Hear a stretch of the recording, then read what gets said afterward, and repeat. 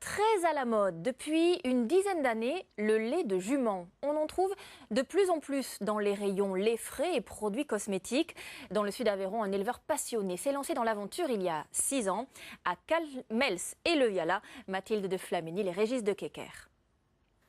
Ne cherchez pas la brebis. Dans ce troupeau, il n'y en a pas. Loin des traditions d'Aveyron, les laitières sont ici des comtoises, juments de race, élevées en plein air sur des terres aux allures de paradis. J'avais des juments comtoises comme ça et j'essayais de trouver un autre débouché à cette race de trait qui est souvent la boucherie, et moi j'essayais de trouver quelque chose d'autre à faire avec.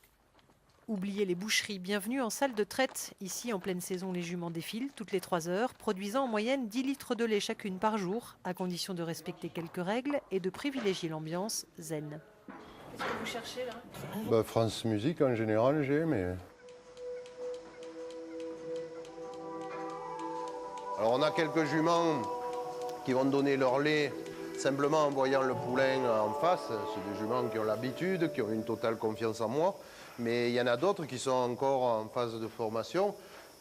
Et à ce moment-là, on va devoir sortir le poulain, l'amener juste à côté, et que vraiment elles aient l'impression que c'est lui qui tète. On triche un peu. Sur la qualité, on ne triche pas. Le lait de jument a ses vertus depuis la nuit des temps. C'est le lait animal qui est le plus proche du lait maternel.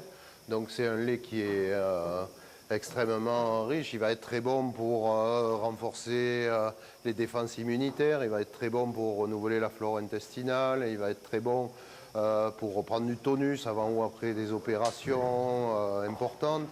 Précieux, fragile, ce lait de jument 100% bio est ensuite transformé dans des ateliers spécialisés. Il revient alors sous forme de savon, crème de jour et même en version lyophilisée destinée au biberon des bébés. Le tout vendu en grande partie via Internet et magasins bio. Production rare dont vivent aujourd'hui une quinzaine d'éleveurs sur toute la France.